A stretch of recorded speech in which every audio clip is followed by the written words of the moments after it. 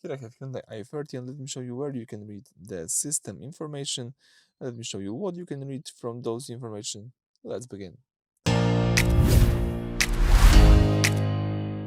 So at the very beginning, let's start by using the home screen. Let's choose here the setup button. Then from the following menu, choose here general. Now all you need to do is select here the first tab, which is the version, info and update.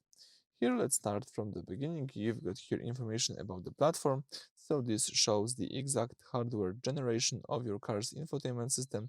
Gen 5W means you have the premium widescreen 5th generation navigation system used by Hyundai, of course, knowing this is crucial. If you ever want to download manual updates onto a USB stick, you must choose the Gen 5G package. Then you've got information about the update. The last one was on 12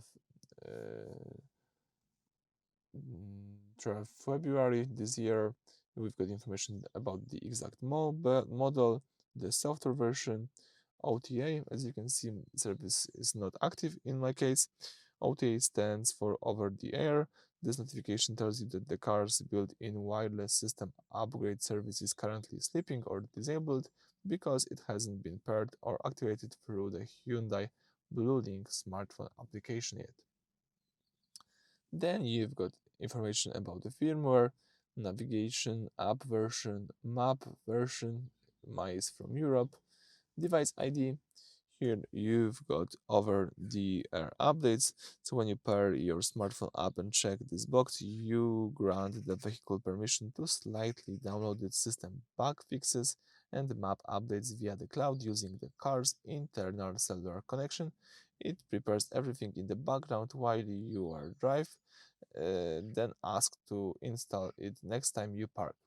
I think it's quite useful, and then you will be also sometimes able to update the car if you have the possibility to do this.